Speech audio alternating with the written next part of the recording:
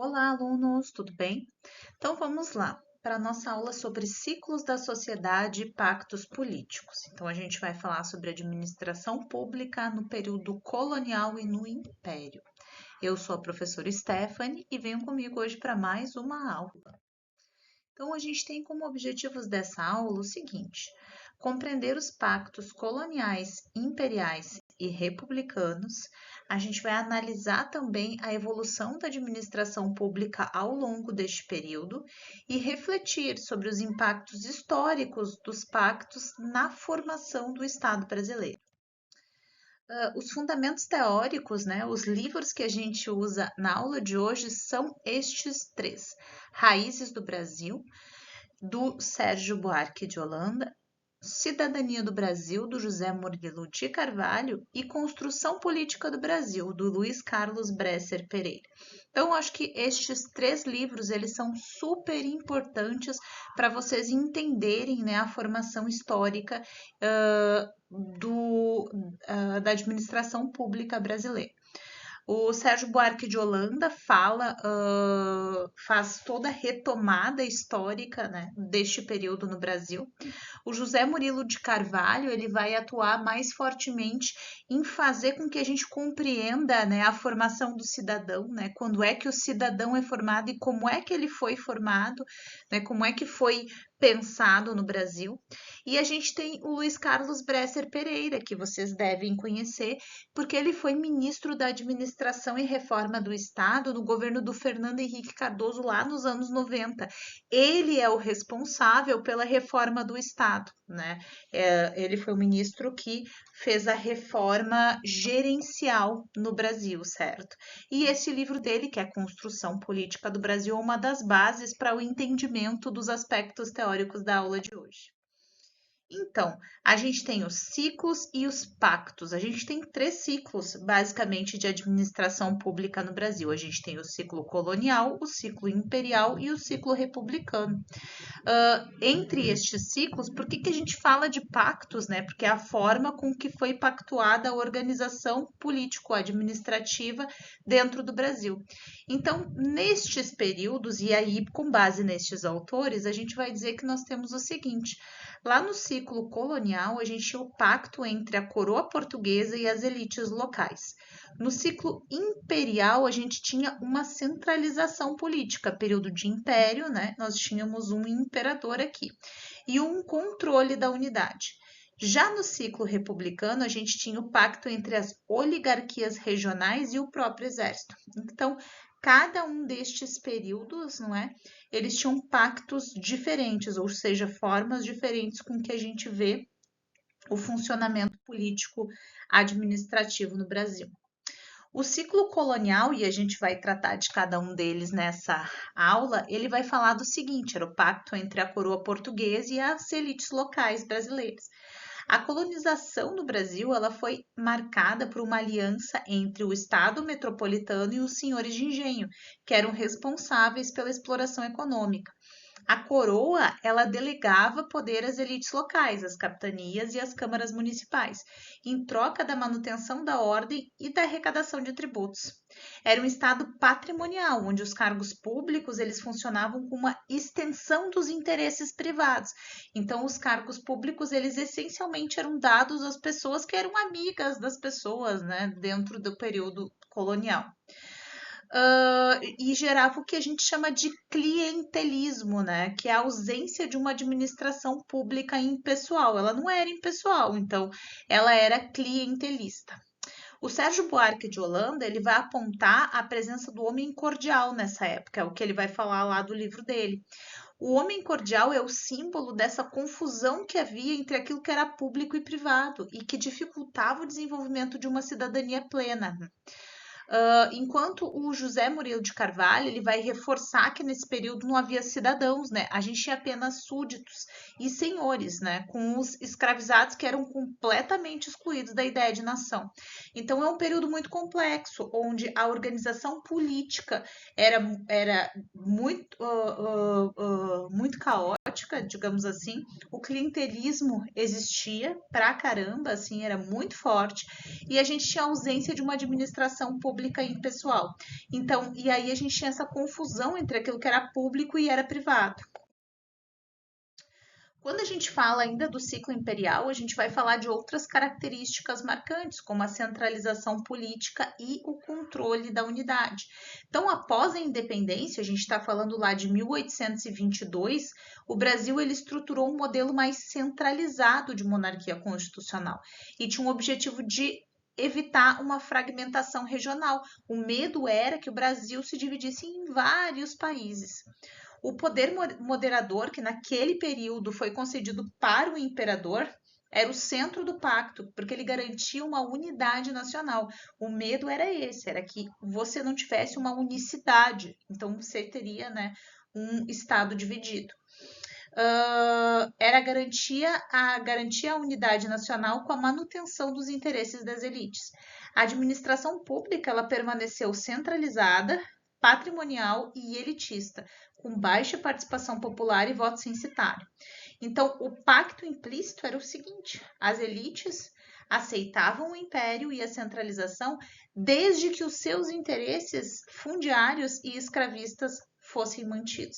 Então havia ali o pacto, né, das elites seguiam dominando, elas aceitavam esse poder moderador do imperador, mas desde que elas não perdessem o poder também. Então, o Bresser ele vai falar que esse pacto ele representava um acordo de estabilidade conservadora, né? Onde a maioria, né, a maioria das decisões eram superficiais e subordinadas à preservação da ordem social. Então, na verdade, nesse período a gente tinha ali uma dificuldade tremenda de conseguir organizar a administração pública para aquilo que ela serve, que é garantir os direitos ao cidadão.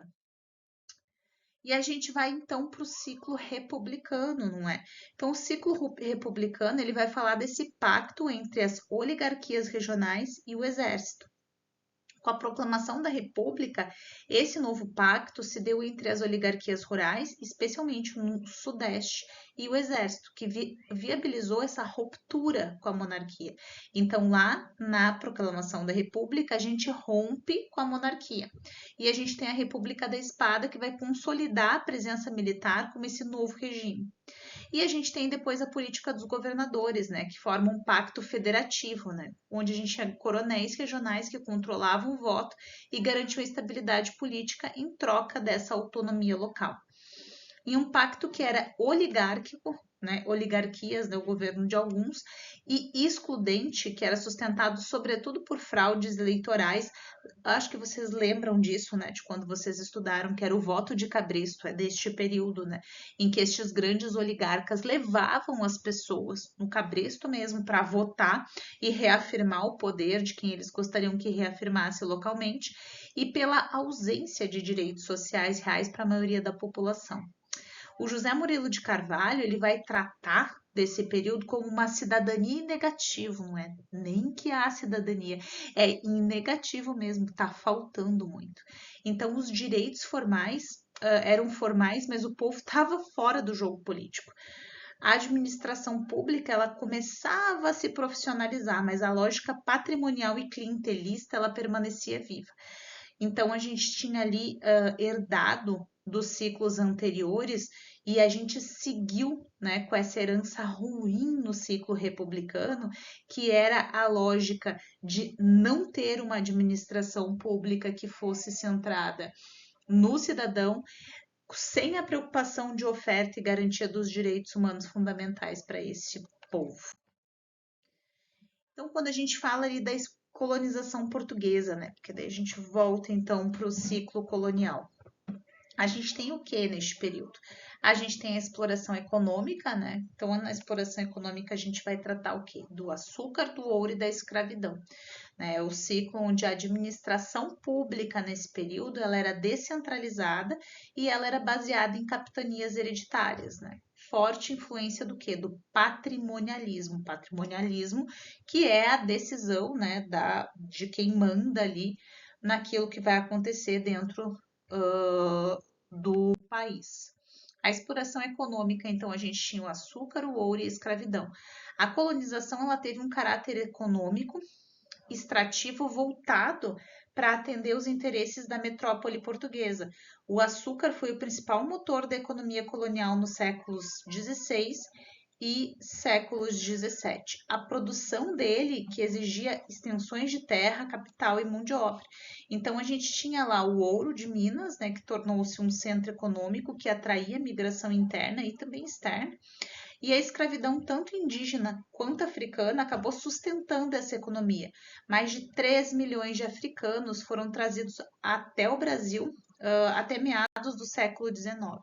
Então, José Murilo de Carvalho vai nos alertar que essa era uma sociedade altamente escravocrata, né, de alto a baixo, e que isso inviabilizava qualquer noção de cidadania.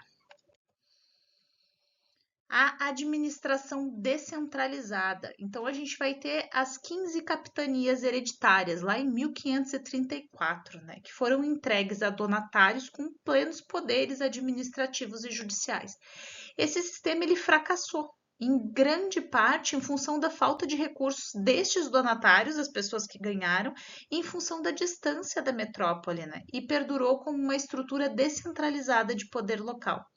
Posteriormente, a coroa instituiu o governo geral, lá em 1549, que tentava centralizar esse controle sem romper com essa lógica localista e centralista. Segue e vai assim até muito tempo com essa forte influência do modelo patrimonialista. A administração colonial ela não vai distinguir claramente os limites entre o público e o privado, né? É um traço clássico do patrimonialismo e a gente vai ver isso lá nas escrituras de Weber também. E é retomada pelo Sérgio Buarque de Holanda. Então, os cargos públicos eles eram distribuídos com favores e o Estado ele funcionava como uma extensão de famílias poderosas. Essa é a não distinção entre o público e o privado. O Estado ele não tinha como objetivo servir a população, ele tinha como objetivo servir aos interesses de uma determinada pessoa, uma elite, não distinguia o público do privado. Essa estrutura ela criou uma cultura política baseada no favor, na lealdade pessoal e na informalidade, né, que prejudica o surgimento de instituições burocráticas e imparciais.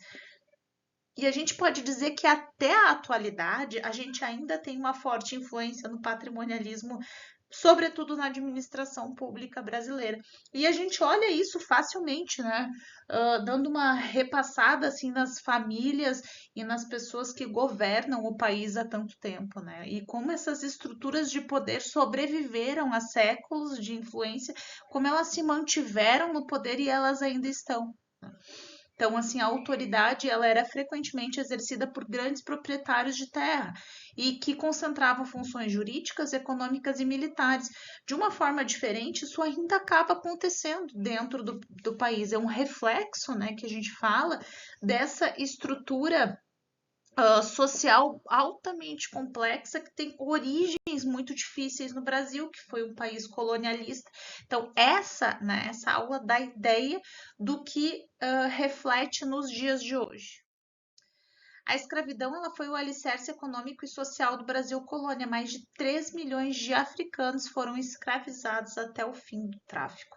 Era uma organização social rígida e excludente, né? Senhores, homens livres, pobres e escravizados. Então não havia esfera pública real. O Estado ele era fraco e distante e as decisões eram tomadas dentro das casas grandes. Predominava o poder privado dos senhores de terra, que eles controlavam a justiça, o trabalho, a religião, o acesso à educação e à saúde. Então, a forma como que o Estado funcionava era basicamente não se intrometer no que acontecia dentro da Casa Grande. A administração na colônia, né? A coroa portuguesa ela controlava diretamente a administração por meio de representantes, como governadores e ouvidores. Os cargos públicos eles eram distribuídos por clientelismo, então eles formavam redes de favores sem meritocracia ou profissionalização. Nesse período, a Igreja Católica assume funções de Estado, como registro de nascimento, casamento e óbito, além de atuar no ensino. Então, a gente tem aí, além, né, de tudo, uma forte atuação da Igreja dentro do Estado, confundindo com atividades do Estado. Para o José Murilo de Carvalho, na colônia não haviam cidadãos, haviam súditos e escravizados. Os direitos civis e políticos eles eram inexistentes para a maior parte da população e os escravos eram legalmente coisas, né? Eles não eram cidadãos, povo ou pessoas. A educação ela era elitista e inacessível. Já em 1872, no Império, só 16% das pessoas era alfabetizada. O acesso à justiça era precário e era concentrado nas mãos dos grandes proprietários ou da metrópole. E aí a gente vai ter ali o período do Pacto Imperial. A independência, ela não rompe com a ordem colonial. Ela preserva a escravidão e preserva os interesses das elites agrárias. A gente cria um Estado que é centralizado, é nacional centralizado. E o poder do imperador é o poder moderador. Então, Dom Pedro I e Dom Pedro II garantem que para que essa unidade territorial ocorra. Por quê? Porque eles sofriam pressões desses senhores das casas grandes e, né, de todo mundo que tinha grandes porções de território, de separar, né, de entregar essa porção de território para outro país caso o imperador não o obedecesse. Então a gente tinha uma unidade territorial e ordem conservadora e exclusão da maioria da população nesse período.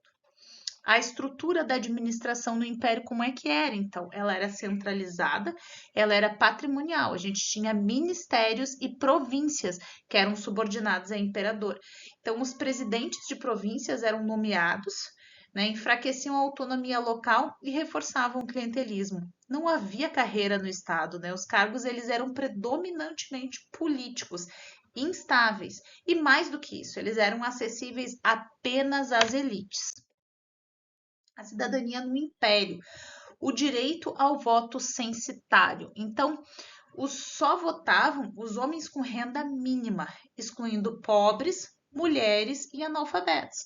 Havia direitos civis formais, mas sem direitos sociais afetivos. A educação ela seguia elitista e restritiva e não havia políticas universais. Isso impediu o surgimento de um cidadão politicamente ativo. Então, os direitos civis formais, a gente fala que a gente tinha direitos civis formais e não havia direitos sociais efetivos. Durante o período imperial e o início da República no Brasil, a gente formou um modelo que a gente chama modelo incompleto de cidadania, que era marcado pela existência formal de direitos civis, mas não a garantia de direitos sociais. A maior parte da população. E aí vamos resgatar, mas aí o que são os direitos civis mesmo? Os direitos civis são aqueles que garantem a liberdade individual e a proteção contra abusos de poder, por exemplo, liberdade de expressão e de organização, igualdade jurídica, direito à propriedade, garantia contra prisões arbitrárias. Na teoria, eles estavam previstos na Constituição de 1824, mas na prática, esses direitos eram inacessíveis aos mais pobres. Hoje em dia, talvez continue muito parecido, mas é só para a gente refletir um pouco, não é? A justiça ela era elitista, lenta e parcial. A ausência de direitos sociais também era alguma coisa muito preponderante. Mas o que são os direitos sociais mesmo? Os direitos sociais são a educação pública, a saúde, o trabalho, a previdência social. Esses direitos, eles não existiam como política pública até o século XX. A população pobre, ela não tinha acesso a serviços básicos. Após a abolição da escravidão, os libertos foram abandonados pelo Estado, sem qualquer política de integração. Uma cidadania de fachada, é o que dizia o José Murilo de Carvalho. Essa situação toda é o que ele chamou aqui, que gerou uma cidadania incompleta. A gente tinha leis, mas as leis não avançavam, né, no papel. Os direitos eles estavam no papel, mas não na vida real. Ou seja, o Brasil ele formou cidadãos pela metade, livres por lei, mas excluídos das condições reais de participação social e política.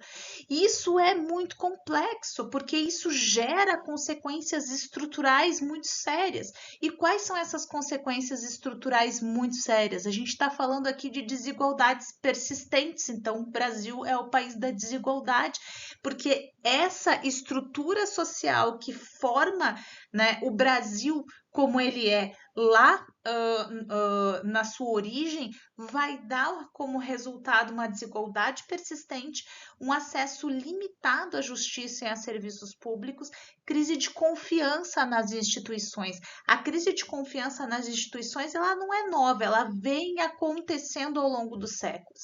Um modelo onde a liberdade formal não significa igualdade real.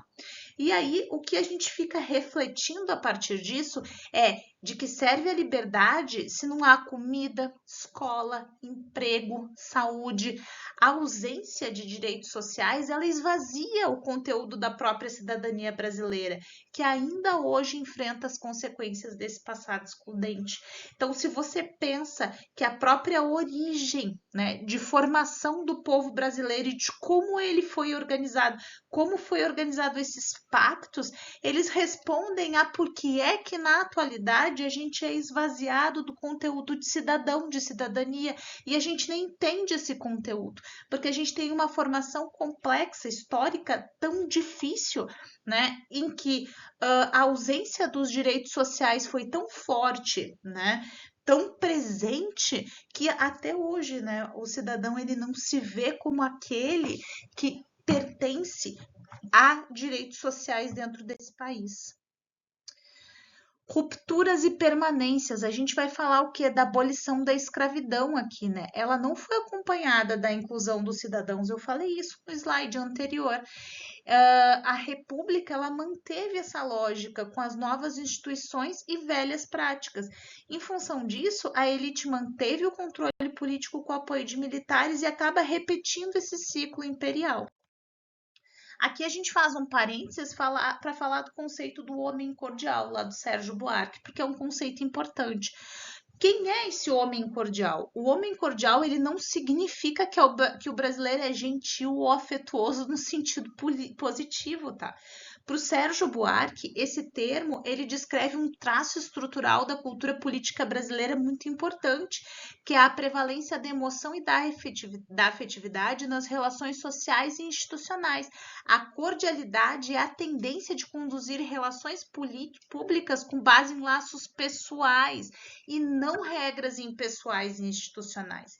A cordialidade, antes de tudo, é um inimigo da ordem racional e legal. Então, o homem cordial é aquele que dissocia, ele não consegue ter relações institucionais, ele pensa de forma pessoalizada, quando ele não deveria, porque ele está representando o público. É isso que significa o homem cordial, tá? A mistura entre o público e o privado acontece aqui. Por quê? Porque o homem cordial, ele não vai reconhecer os limites claros daquilo que é do Estado e do que é da casa. No lugar de um Estado burocrático, técnico e imparcial, ele vai formar um Estado que é baseado em redes de amizade, de lealdade, de clientelismo, de compadrio. Então, ele não vai pensar naquilo que é benéfico para o Estado. Por exemplo, o servidor público que se vê como amigo prestando favores e não como agente da lei. É o homem cordial. Aversão à impessoalidade. A cultura política brasileira rejeita normas universais, exigências burocráticas e controles formais. Isso vai enfraquecer a construção de uma administração pública neutra e eficiente. Funções públicas, elas são personalizadas e são vistas como funções institucionais. Por fim, o homem cordial, ele vai ver a política como um favor, não como mérito. Ele vai operar na lógica do prestígio e do acesso direto, não pela racionalidade direta. E ele vai verificar que os cargos eles são ocupados por indicação, não por competência. A política ela vira um espaço de negociação de interesses pessoais e enfraquece a ideia de que a política ela tem que prevalecer, né, ofertando cidadania e igualdade e a partir das normas, né, da legislação, da normativa legal. Então, um reflexo disso na atualidade é o seguinte: a cultura do homem cordial ela se manifesta ainda na atualidade através de nepotismo, clientelismo e o uso da máquina pública. através da resistência à profissionalização do serviço público, através da valorização das relações pessoais em detrimento dessa lógica institucional. Então, de certa forma, o conceito de homem cordial, ele ajuda a gente a entender por que o Brasil teve e ainda tem dificuldade em consolidar um Estado que é impessoal. A emoção, o favor e a informalidade, ele moldou profundamente o comportamento político e institucional no Brasil. A gente vai, então, passar a falar da lógica dos pactos do Bresser Pereira, né? Por que a gente trabalha essa ideia de pactos? Então, cada ciclo da história brasileira ele vai se sustentar como pacto entre elites, isso é lá do Bresser. Esse pacto ele vai garantir uma estabilidade, um acesso privilegiado ao Estado. Quando há crise ou ruptura, surge um novo pacto, mas sem participação popular real. Então, na ausência de pactos inclusivos, gerou uma democracia de fachada, com uma cidadania limitada. O Estado, ele acaba sendo um prolongamento das elites, né? Então, o patrimonialismo ibérico, ou seja, né, da colônia que veio para cá, deixou como herança um Estado que não separa a elite que controla ele. O Estado era a própria casa do senhor rural, com cargos e decisões feitas por laços familiares. Isso impede a formação de um Estado moderno e burocrático, nos moldes daquilo que o Weber, por exemplo, preconiza. E aí a gente vai falar que a gente, infelizmente, peca ainda no papel da educação e da justiça, porque a falta de educação impede que a população saiba e reivindique esses direitos. E a justiça colonial, que era inacessível, parcial e lenta, acaba sempre beneficiando os mais ricos. O José Murilo de Carvalho ele vai destacar o quê? Que a educação é condição para exercer a cidadania. E a sua ausência ela foi estratégica para manter o controle social. Não é à toa que a educação ou os melhores níveis educacionais foram retirados da população, do povo. Por quê? Porque é através da educação que ela consegue romper as barreiras e subir, né? E aí sair da pobreza para a elite. Os reflexos disso na República, quais são? Os pactos republicanos, eles tiveram um padrão de exclusão popular, dominação das oligarquias e uso político da máquina pública. Nada de estrutural foi transformado, mudou-se a forma, não o conteúdo. A modernização da administração ela foi lenta, limitada e ineficiente. A burocracia brasileira ainda é marcada por traços de patrimonialismo e clientelismo. A cidadania ela continua incompleta. O acesso desigual à educação, justiça e participação política é mostra significativa disso. Há uma crise de confiança nas instituições políticas, que é alimentada por essa percepção de que o Estado serve às elites e não ao cidadão comum. Você não se vê partícipe desse Estado. Então, como conclusões, a história da administração pública e dos pactos políticos, ela revela mais o que é a permanência do que rupturas.